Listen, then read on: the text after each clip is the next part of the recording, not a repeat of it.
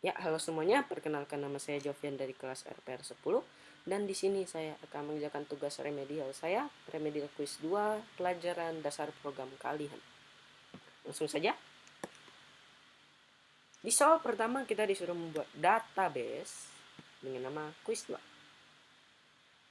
Oke. Nah, jika kita ingin membuat, kita bisa menggunakan komen create. Nah, database, karena di sini yang ingin kita buat adalah database, namanya apa? Quiz 2. Ya, sesimpel itu dalam membuat database-nya. Kita run. Oke, sudah oke ya di sini bawah ya. Nah, berarti kita lanjut lagi. Kita ingin melihat nih, database-nya ini sudah terdaftar gak sih sebenarnya? Kayak mana caranya? Kita bisa gunakan show atau munculkan database. Di sini saya gunakan S karena database yang kita punya tuh nggak mungkin cuma satu aja. Kita tengok aja nih, database kita ada berapa. Nah, ada banyak ya. Nah, tapi yang ingin kita fokuskan adalah database yang baru kita buat, yaitu quiz 2. Di sini sudah ada kan? Nah, quiz 2. Berarti kita bisa langsung lanjut. Kita harus gunakan dulu database-nya. Maksudnya gunain itu gimana? Artinya kita ketika membuat sebuah database, kita tuh harus gunakan dulu. Karena kan database-nya banyak ya. Supaya sistemnya tidak kacau atau sistemnya mengetahui database mana yang mau kita gunakan, maka kita harus gunakan dulu, yaitu gunakan use quiz 2. Langsung kita run. Nah, langsung finish ya, langsung bisa ya di sini. Oke. Nah, berarti kita bisa langsung lanjut ke soal selanjutnya, yaitu soal kedua. Kita disuruh untuk membuat table user dengan ID user, username, password, dan ID level. Hampir mirip kayak membuat database tadi. Simpelnya kita tinggal gunakan create karena kita disuruh membuat. Lalu kita di sini mau membuat apa? Table. Ya sudah, create table dengan nama apa? User. Sudah, sesimpel itu. Nah, kita ingin masukkan apa ke dalamnya? Yang pertama, ID user. Kan? Di sini karena kebetulan saya menggunakan primary key ya. Jadi kita gunakan saja integer 11. Dan saya ingin menggunakan auto increment juga. Dan primary key. Kita komakan. Lanjut. Username.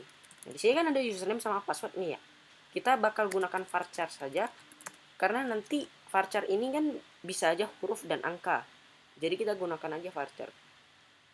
Nah, langsung kita ketik passwordnya juga.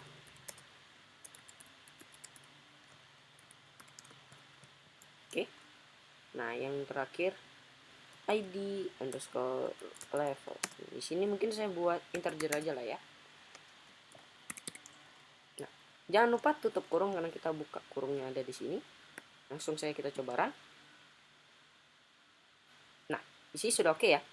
Nah, sekarang kalau misalkan kita mau ngecek tabel ini udah benar muncul atau enggak, gimana sih? Kan di sini nggak kelihatan, cuma dibilang oke doang. Kita bisa gunakan komen yang namanya describe, yang berarti munculkan atau definisikan dengan nama tabelnya, describe user. Kita coba aja ya, langsung kita run. Nah, muncul kan di dalamnya ada tabel yang berhasil kita sudah buat. Ada ID user, ada username, ada password, ada level sesuai dengan yang di atas. Bahkan di sini bisa kelihatan kan ada primary key-nya, ada type-nya, integer segala. Berarti sudah berhasil kita buat. Sekarang kita lanjut lagi ke soal nomor 3, yaitu masukkan ke dalam tabel ini Gmail dengan tipe data varchar 255. Jadi untuk menambahkan atau memasukkan kita bisa menggunakan komen alter table. Kita ingin masukkan ke dalam table mana? User. Baru add. Artinya menambahkan karena kita disuruh masukkan. Udah tinggal masukkan aja add Gmail. Nah, yang ingin kita buat di sini tipe datanya varchar 255. Langsung kita coba run. Sini sudah oke. Kita lanjut describe lagi untuk melihat apakah sudah muncul atau enggak. Kita tengok di Gmail varchar 255 sudah muncul ya. Tadi cuma 4 kan. Nah, berarti bisa langsung kita lanjut lagi. Di soal nomor 4, kita disuruh ganti tipe data Gmail yang awalnya varchar menjadi integer.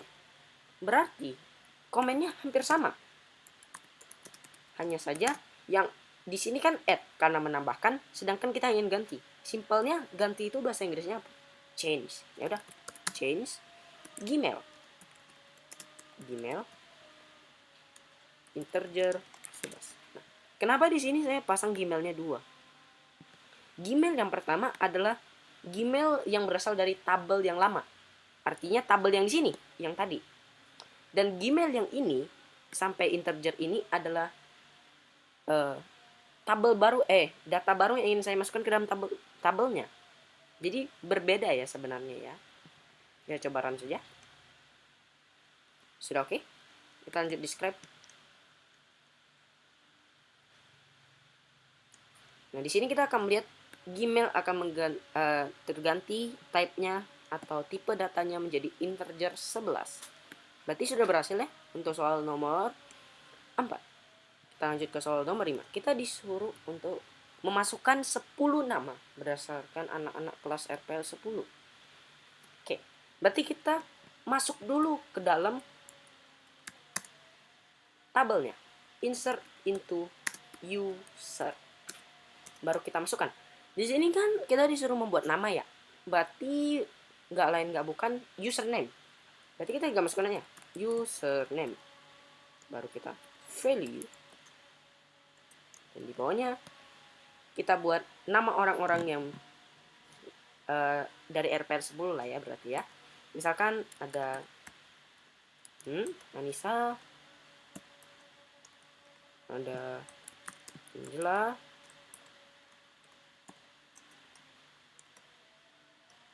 Gabrian. Oh iya, saya belum mention sebelumnya. Jika tipe datanya selain integer, kita harus gunakan petik. Ingat, kita harus gunakan petik. Tapi kalau misalkan tadi saya buat username-nya itu integer, maka ini tidak diperlukan. Oke? Tapi berhubung di sini saya gunakan tipe datanya adalah varchar, artinya itu selain daripada integer, maka kita harus gunakan petik di dalam kurungnya. Oke? Kita lanjut lagi. Ada Brian, ada Hendrik,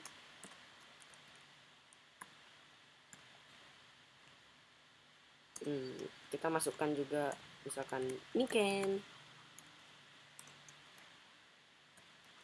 kita masukkan juga Natalia,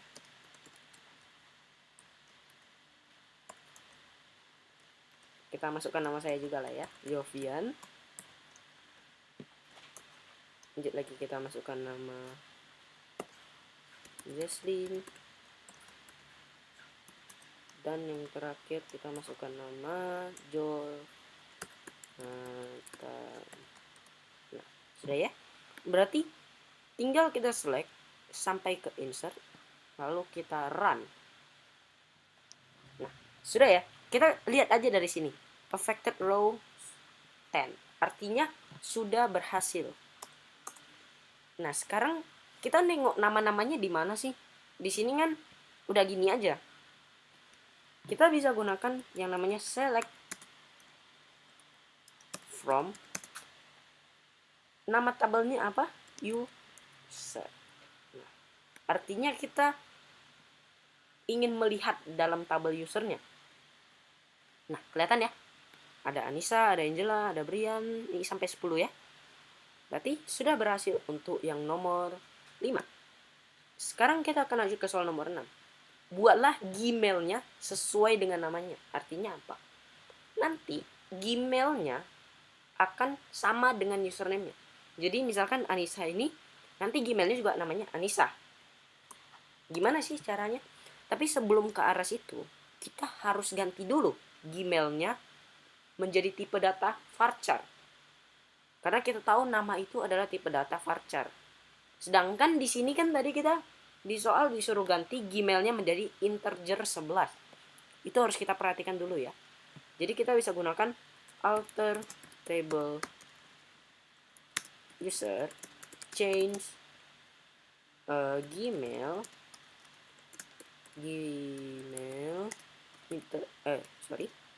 varchar 255. Jadi kita bakal balikin lagi ke awal. Kita langsung run. Nah, done ya. Kita coba lagi describe untuk make sure apakah sudah benar atau tidak. Harusnya di sini akan terganti lagi menjadi yes, sudah jadi varchar ya. Sudah kelihatan. Nah, berarti kalau udah keganti kita udah bisa melakukan soal nomor 6. Nah, sekarang komen untuk membuat Gmailnya ini sesuai namanya gimana sih? Kan kita ingin membuat, tapi datanya itu sebenarnya sudah ada. Berarti kita tinggal update. Nah, yang kita ingin update apa? User. Kita ingin set. Nah, lalu yang kita ingin masukkan apa? Gmail sama dengan username. Jadi simpelnya gini, daripada kita masukin satu-satu, kita insert lagi into ini, baru ini lagi, sebab bisa aja ya. Cuma ada cara simpelnya, yaitu tinggal kita update aja usernya, dan kita set bahwasannya Gmail ini adalah username. Artinya sama dengan username. Coba aja kita run. Sudah berhasil. Di sini kita tengok affected row sudah 10, artinya 10-10-nya sudah berhasil keganti. Kita coba aja. Select yang ini. Nah, harusnya di Gmail nanti akan muncul nama mereka. Kelihatan ya? Ada ya? Simple banget ya. Nah, kita lanjut lagi ke soal yang terakhir. Urutkan berdasarkan username-nya, tapi dari abjad yang terbesar. Nah, sebelum ke situ kita harus gunakan select from user. Alasannya karena nanti kita akan menggunakan ini. Karena kita akan menggunakan user, dan agar tidak bingung yang ingin kita select yang mana, maka kita select dulu. Baru kita bisa gunakan komen order by. Yang ingin kita order apa? Username-nya. Nanti masukin aja username dash c. Kita coba run. Nah, jadi nanti yang paling atas adalah abjad yang paling belakang. Dimulai dari abjad yang paling belakang. Jadi yang abjad paling pertama bakal ada di bawah. Tengok, yang A ada di bawah, yang A ada di bawah. Dan yang abjad paling belakang akan ada di paling atas. Jadi sudah mengerti lah ya. Sekian dari yang bisa saya sampaikan pada hari ini. Terima kasih dan sampai jumpa di kesempatan selanjutnya.